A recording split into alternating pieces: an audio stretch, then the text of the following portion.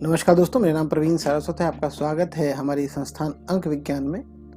दोस्तों, आज मैं एक विषय जो कि कैलेंडर है और ज्योतिषीय दृष्टि से पंचांग का एक हिस्सा है, उस पर बात करने जा रहे हैं। As per the definition of calendar, a calendar is a chart or series of pages showing the days, weeks and months of a particular year. A calendar consists of 365 normal days and 366 days in a leap year divided into 12 month. यानी एक calendar एक chart है या series है जिसके through हम महीनों, सप्ताहों और दिनों का अध्ययन करते हैं। और कैलेंडर में नॉर्मल कंडीशन में 365 डेज होते हैं और लीप ईयर जो कि एक स्पेसिफिक कंडीशन है उसमें 366 डे होते हैं, जिनको हम 12 मंथ में डिवाइड कर लेते हैं। अब हमें बेसिक टर्मिनोलॉजी समझनी पड़ेगी। लीप ईयर क्या होता है? लीप ईयर क्या होता है? दोस्तों, बेसिकली एक जो नॉर्मल ईयर होता है वो हमारा 365.25 यानी थोड़ा सा ज़्यादा, एक चौथा हिस्सा ज़्यादा होता है। 4 साल में 365.25 ईयर बेसिकली ये होता है एक करेक्ट नॉर्मल ईयर, लेकिन ऑन एन एवरेज हम इसको 365 ही मानते हैं। और ये प्लस 0.25 को हम 4 साल तक इसकी गणना अलग करते हैं। और इस सब से मिलकर जब एक कंप्लीट दिन बनता है, उसको हम चौथे साल फरवरी में ऐड कर देते हैं। तो जो नॉर्मल फरवरी 28 की होती है वो 28 + 1 यानी 29 फरवरी हमारे पास हो जाती है। ये जो साल है this is called leap year. ये लीप ईयर कहलाता है। अब दोस्तों, हम लीप ईयर को पहचाने कैसे? देखिए, जैसे कि आपको पता है कि लीप ईयर जो है हर 4 साल बाद आता है। तो 4 साल में क्या होता है कि जो नॉर्मल 365 डेज हम ले रहे हैं वो 365 डेज अब जो होते हैं वो 365 में एक दिन ऐड हो जाता है और वो 366 डे हो जाता है। तो हम कह सकते हैं that a leap year has 366 days. बस आपको ये बात ध्यान रखनी। और जो हमारा ऑर्डिनरी ईयर है,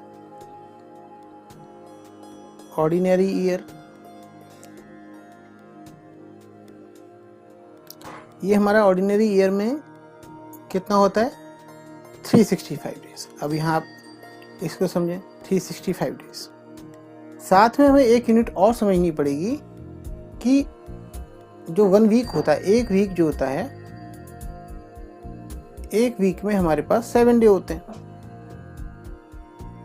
ये कॉन्सेप्ट जरूरी है। तो अगर मैं 365 डेज को देखूं तो हमारे को मिलेगा 52 × 7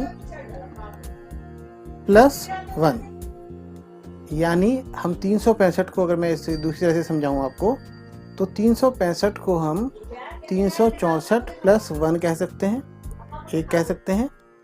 और ये हमारे पास 52 × 7 + 1 हो सकता है। और आपको पता है कि 7 डेज = 1 वीक, यानी हमें ऑर्डिनरी ईयर में 52 कंप्लीट वीक मिलते हैं। हमें।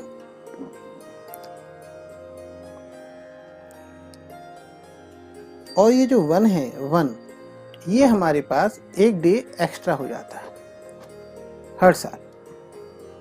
52 कंप्लीट वीक मिलते हैं। अगर हम लीप ईयर में भी बिल्कुल ऐसे ही देखें तो यहाँ पर हमको इसी तरह से 364 + 2 डे मिलेंगे। यानी हम इसको कह सकते हैं आराम से 52 × 7 + 2 यानी यहाँ पर 52 कंप्लीट वीक हो गए हमारे। Complete week + 2 days. तो यहाँ से आपने एक बात समझी कि जब भी लीप ईयर आएगा तो हमें 2 दिन एक्स्ट्रा मिलेंगे, और जब नॉर्मल ईयर आता है तो हमारे पास 1 डे एक्स्ट्रा मिलते हैं। अब दोस्तों प्रश्न आता है कि लीप ईयर की कैसे पहचान करें, लीप ईयर क्या होता है। इसमें 2 रूल हैं। अगर आपको कोई भी ईयर लीप ईयर में चेक करना है, दोस्तों अब हम बात कर रहे हैं लीप ईयर की। एक लीप ईयर जिसमें 366 दिन हैं, इस लीप ईयर में जो एक्स्ट्रा दिन है वो हमारा एक्स्ट्रा दिन जाता है 29 फरवरी में, और अगर देखें तो यहाँ पर 52 कंप्लीट वीक हो जाते हैं और 2 डे एक्स्ट्रा हो जाते हैं। इसके बाद एक लीप ईयर की पहचान कैसे है, उस लीप ईयर को कोई भी साल है अगर उसमें आप 4 से डिवाइड करते हो और शेषफल 0 होता है, यानी कम्प्लीटली डिविजिबल बाई 4 हो जाए, एक्सेप्ट ए सेंचुरी। सेंचुरी के केस में नहीं है। सेंचुरी मतलब क्या, 100 सेंचुरी, 200, 300, 400, इस तरह से। तो सेंचुरी के केस में थोड़ा अलग हो जाता है। अब सेंचुरी के केस में क्या है कि जब भी आप कोई भी सेंचुरी होगी वो हमेशा 4 से तो डिवाइड होगी ही होगी, लेकिन ये ज़रूरी नहीं कि वो सेंचुरी लीप ईयर हो। अगर आपको ये जानना है तो आप उस सेंचुरी को 400 से डिवाइड करोगे। अगर ये कम्प्लीटली डिवाइड हो जाती है तो वो सेंचुरी आपकी लीप ईयर हो जाएगी। तो चलिए कुछ एग्जाम्पल करते हैं इसके साथ। अब एग्जाम्पल के तौर पर मैं आपको दिखाना चाहूँगी, मान लीजिए ईयर की बात करें तो 1988 या 2008, ये जो ईयर है ये लीप ईयर और लीप ईयर, क्योंकि आपको पता अब लग गया है कि लीप ईयर क्यों है, क्योंकि ये जो हैं दोनों ही ईयर ये डिविजिबल बाई 4 है, 4 से कम्प्लीटली डिवाइड होता है। पहला एग्जाम्पल हमारा ये होगा। अगर दूसरे एग्जाम्पल की बात है सेंचुरी 2000 ले लें हम या 2400 ले लें, तो ये जो सेंचुरी हैं ये भी लीप ईयर होंगे, क्योंकि ये यहाँ ये नोटिस करने वाली बात है, डिविजिबल बाई 400। सेंचुरी के केस में अब 4 से नहीं करेंगे, निकालने के लिए 400 से करेंगे। जैसे तीसरा, अब दोस्तों जैसे ईयर है हमारे 199, अब जैसे हमारे ईयर हैं 1999 या 2003, ये ऐसे बहुत से year are not leap year, क्योंकि ये नॉट डिविजिबल बाई 4 यहाँ नहीं है।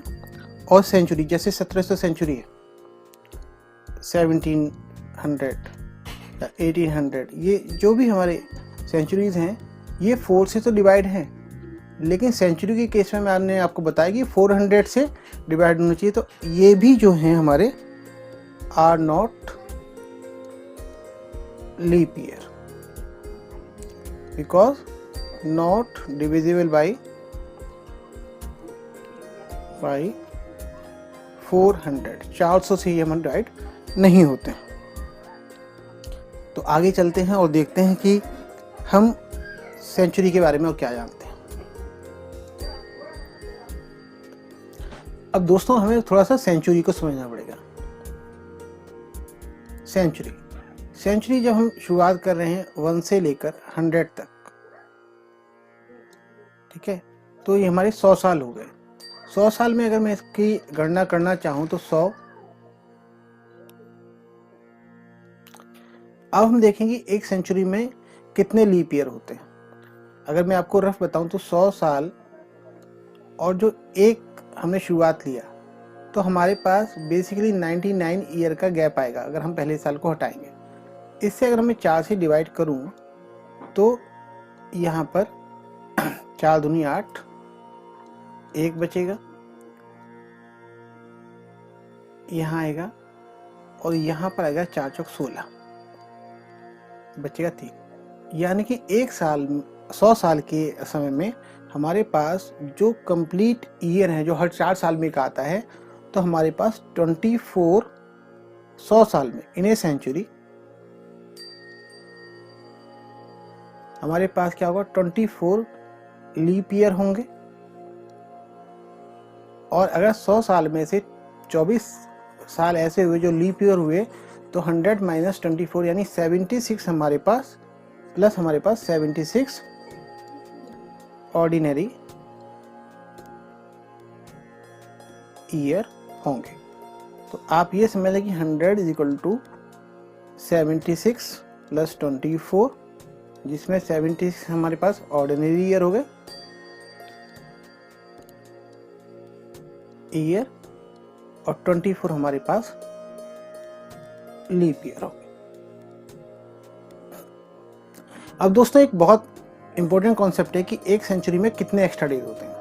आपको पता है कि एक सेंचुरी 100 डेज 100 हमारे 100 ईयर की हो गई, और इसमें हमारे पास 76 ईयर आए नॉर्मल, ठीक है, ऑर्डिनरी ईयर, ठीक है, और हमारे पास 24 आए हमारे पास लीप ईयर।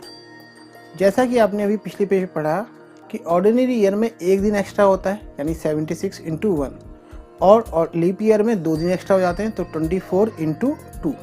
तो अगर हम इसको करेंगे तो इन दोनों का टोटल आएगा 124 दिन, यानी यहाँ पर 124 दिन हमारे पास एक्स्ट्रा हो गए। और अगर मैं इन 124 दिन को भी अगर मैं देखूं तो 17 इंटू 7 प्लस 5, इसका मतलब 124 दिन का मतलब ये हो गया कि 17 हफ्ते तो पूरे पूरे हमारे पास हो गए, 17 वीक कंप्लीट हो गए, बट यहाँ पर 5 डेज एक्स्ट्रा हो गए। तो अब यहाँ जो इम्पोर्टेंट बात ये है कि 100 साल में हैंस, अब इससे क्या पता लगा, हमें पता लगा कि यहाँ पर 100 ईयर हैज 5 एक्स्ट्रा डे, 100 साल में 5 दिन एक्स्ट्रा होते हैं। बस आपको अभी ये ध्यान रखना।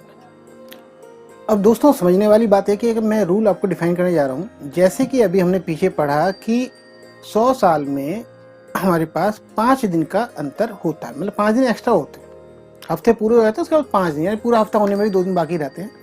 तो दोस्तों यहाँ एक रूल है कि अगर हमें पता है कि 100 साल में 5 दिन एक्स्ट्रा हुए तो 200 साल में क्या होगा, 100 का 200 डबल है, तो वो दिन भी हो जाएंगे 10 दिन।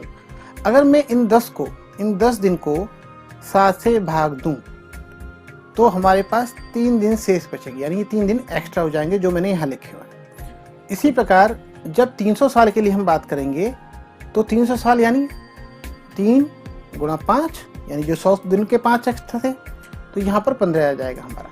तो दोस्तों जब हमारा ये 15 आ गया तो अब देखेंगे 15 यानी 15 को भी 7 का हफ्ता है, हम तो देखेंगे हफ्ते के बाद कितने दिन शेष बच रहे हैं। तो 15 यानी यहाँ पर 2 आ गया, 14 आ गया, यानी एक दिन एक्स्ट्रा बच गया 300 साल में। अब जब हम बात करेंगे 400 साल की, तो 100 साल में अगर 5 दिन है तो 400 साल में यानी 4 इंटू 100 वाला समय, तो 5 यानी 20 दिन। लेकिन दोस्तों आपको पता था कि 400 साल जो है ये पूरा का पूरा 400 से डिवाइड हो जाएगा तो ये लीप ईयर बन जाएगा। तो लीप ईयर होने की वजह से इसमें नॉर्मल से भी एक दिन एक्स्ट्रा और हो जाएगा, क्योंकि लीप ईयर और नॉर्मल डे में एक दिन का डिफरेंस होता है। तो यहाँ हमारा हो गया 21 डेज। 21 डेज अगर हो गया तो 7 से अगर हम कर लेंगे तो 400 साल बाद बिल्कुल आपका जो एक्स्ट्रा डे बचेगा 7 3 सा, ये जो बचेगा ये आपका 0 हो जाएगा, कोई भी एक्स्ट्रा डे नहीं होगा। 400 साल में आकर ये साइकिल रिसेट हो जाता है हर 400 साल बाद, जैसे 400, 800, 1200, 1600। तो ये था बेसिक कॉन्सेप्ट। अब हम चलेंगे कि कैसे किसी डेट से डेट ऑफ बर्थ से उसका दिन निकाला जाए। जी दोस्तों, अब हम बात कर रहे हैं कुछ इंपॉर्टेंट टॉपिक पर कि सेंचुरी हमारी हर 400 साल में रिसाइकिल हो रही है, ये आपको पता होगा। तो ये हमारा पार्ट जो है सेंचुरी का है, हर 400 साल में रिसाइकिल हो रहा है। और नंबर ऑफ डेज़ की हम शुरुआत करते हैं, तो नंबर ऑफ डेज़ का मतलब है कि हम संडे को 0 रखते हैं और जितना भी हमारा रिमाइंडर आएगा 0, 1 इस 6 तक के बीच में ही आएगा हमारा रिमाइंडर, इससे ज़्यादा नहीं हो सकता किसी भी हाल में। और जितना भी हमारी रिमाइंडर आ रहा है उसके हिसाब से 0 संडे को इंडिकेट करता है, 1 मंडे को, अगर रिमाइंडर आपका 2 आता है फाइनली तो ट्यूसडे होगा, 3 है तो वेडनेसडे, 4 है थर्सडे, 5 है फ्राइडे और सैटरडे। ये हमारे पास यहाँ एक चीज़ आ गई। एक हमें ये चीज़ ध्यान रखनी पड़ेगी कैलकुलेशन में कि एक्स्ट्रा डेज कितने होते हैं। देखिए दोस्तों, जो हमारे पास जनवरी है, जनवरी में हम एक्स्ट्रा डेज की बात कर रहे हैं, यानी वीक के बाद, हफ्ते के बाद जितने दिन हमारे पास जाते हैं वो जो पूरे नहीं होते। तो 30 एक जनवरी जो है 31 का है, 31 को अगर हम 7 से भाग देंगे तो 28 यहाँ पर 3 बचेगा। तो ये 3 एक्स्ट्रा डेज ही यहाँ पर लिखे हुए हैं। इसी तरह से आप अगर फरवरी के बारे में करेंगे तो फरवरी हमारा जो नॉर्मल ऑर्डिनरी ईयर होता है फरवरी में, उसको फरवरी हमारा ऑर्डिनरी ईयर में होता है 28 दिन का। 28 को करेंगे तो हमारे पास यहाँ पर 7, 7 चौक 28 और यहाँ पर 0 लिखा हुआ है। और हाँ, अगर वो लीप ईयर है तो 29 दिन हो जाएंगे, तो यहाँ पर एक शेष बचेगा, वो भी यहाँ पर लिखा हुआ है। तो इसी तरह से हमारे 12 के 12 महीने में हम ये देख सकते हैं कि हमारे पास एक्स्ट्रा डेज क्यों होंगे, क्योंकि इसका ये कैलकुलेशन हम काम करने वाले हैं। दोस्तों, हमारे पास अब एक क्वेश्चन आ गया है कि find day of week of the date 26 जनवरी 1950। ठीक है दोस्तों, अब आप देखें कि हमारे पास जो डेटा है 1950 है, तो वो 1950 जो है ये कहाँ आ रहा है। तो आप देखेंगे कि हमारे पास अगर हमें निकालना है तो नंबर ऑफ जो हमारे पास डेज हैं, पहले हमें एक्स्ट्रा डेज निकालने पड़ेंगे। Number of extra days up to 26 जनवरी 1950, यहाँ तक हमें निकालने पड़ेंगे। और इसके लिए हम अगर बात करें तो ऑड डेज फॉर, अभी हमारे पास 50 के फ्लोर पे जाने से पहले हमारे पास जो लास्ट रिसाइकिल सेंचुरी है वो हमारे पास 1600 है। सबसे पहले तो हम इसके निकालेंगे एक्स्ट्रा डेज। अब 19 तक जाना है हमें, तो हम इसमें 300 भी जोड़ने पड़ेंगे, 3 सेंचुरी भी आएंगी। तो ऑड डे कह लेते हैं या एक्स्ट्रा डेज कह लेते हैं, इसको एक्स्ट्रा ही कह लेते हैं, वही ज़्यादा सही रहेगा, एक्स्ट्रा डेज। तो एक्स्ट्रा डेज ऑफ हमारा 300 भी हो गया, तो यानी 1900 तक हम पहुंच गए आराम से। अब क्या करना, प्लस इसमें एक चीज़ करना कि एक्स्ट्रा डेज, क्योंकि 26 जनवरी 1950 है, ये 1950 कंप्लीट नहीं है, तो जो कंप्लीट ईयर कितने हो गए, तो कंप्लीट ईयर हमेशा उससे कम होगा। एक्स्ट्रा डेज फॉर कितना, अब आपके पास 50 ईयर नहीं है क्योंकि 50 कंप्लीट नहीं हुआ, तो यहाँ पर 49 ईयर हो जाएगा। ठीक है, इतनी चीज आपकी होगी। प्लस इसमें 26 जनवरी, यानी अब 26 दिन भी ऐसे हैं, तो एक्स्ट्रा डेज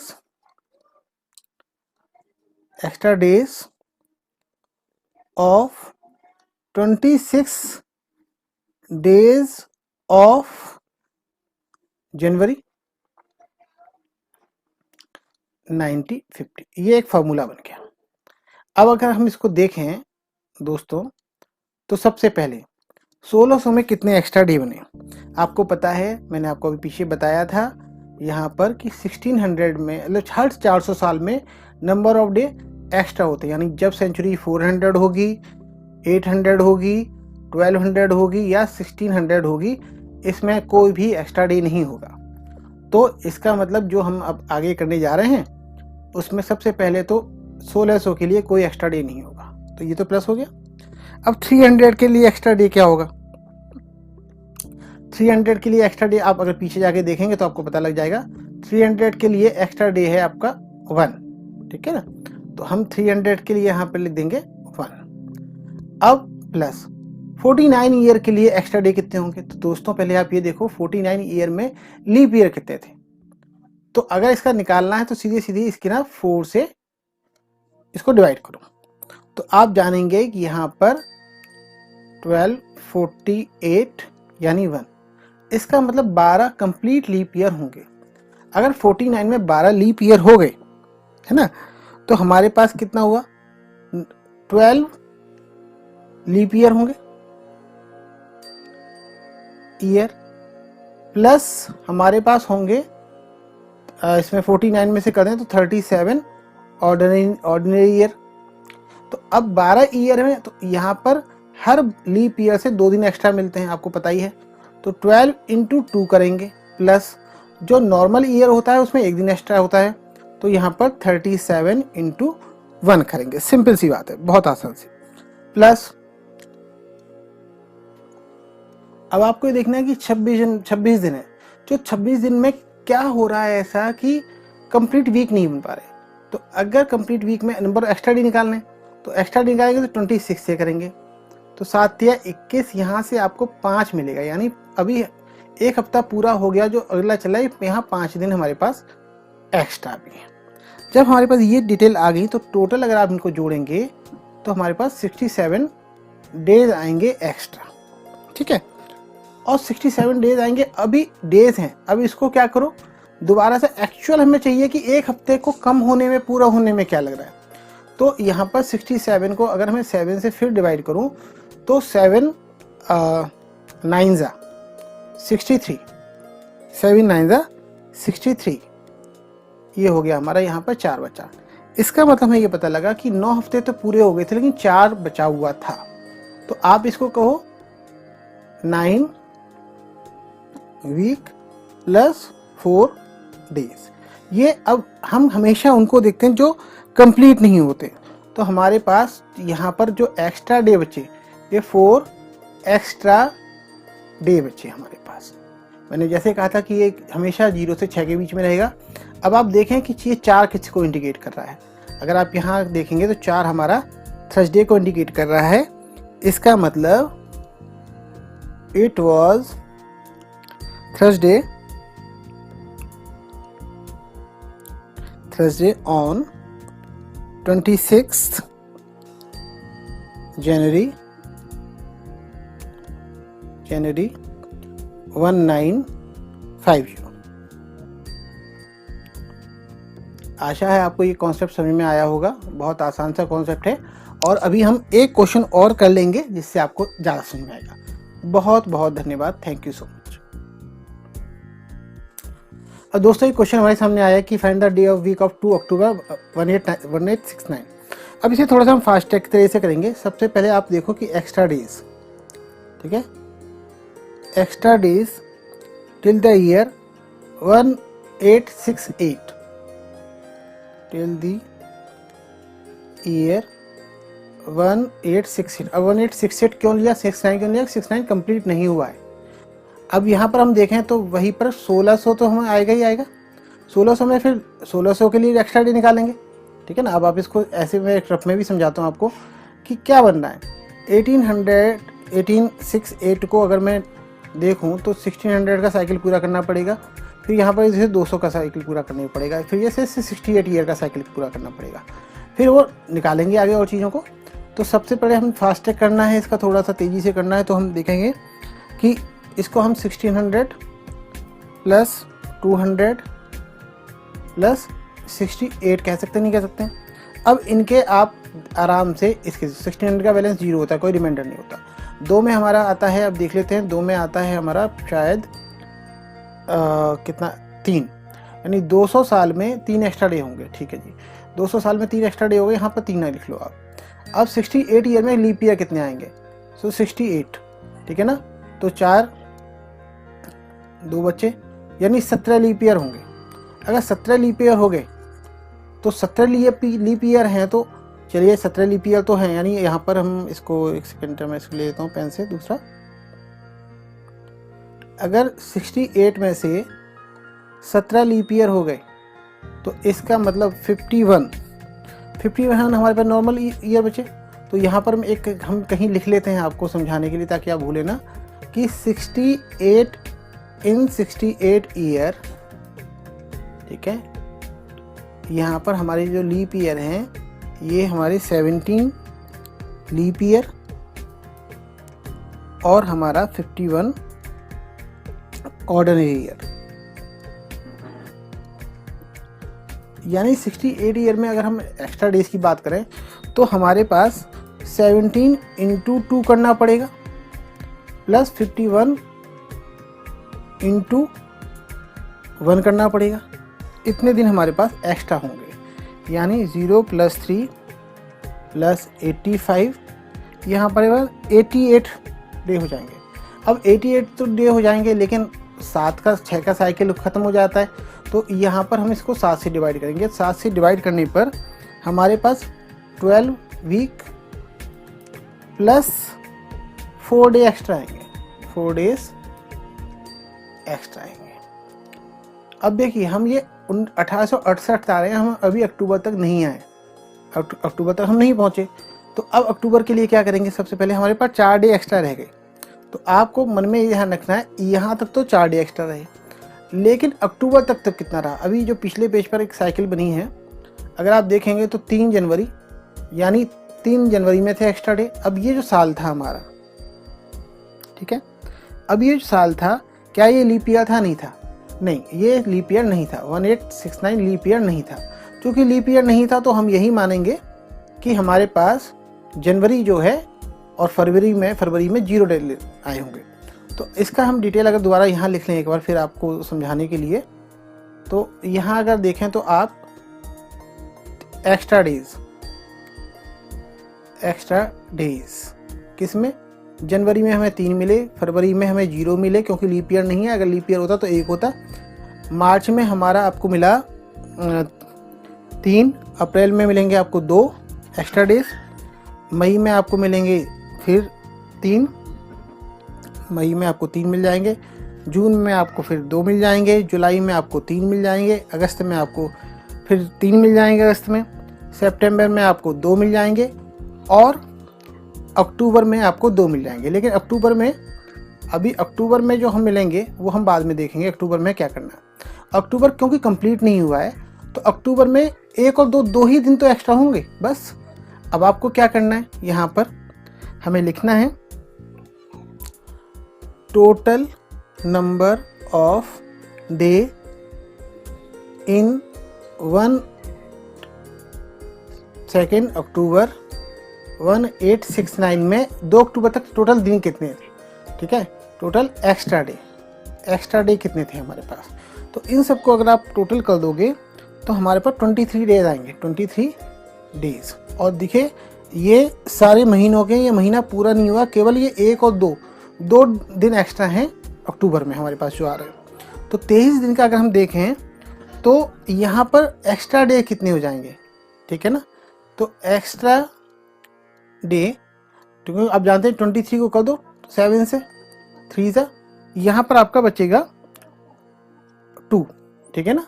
तो टोटल एक्स्ट्रा डे जो हो गए अभी तक हमारे पास, कहाँ से कहाँ तक, हफ्ते के बाद भी जो बचेंगे वो हमारे पास बचे केवल 2, ठीक है।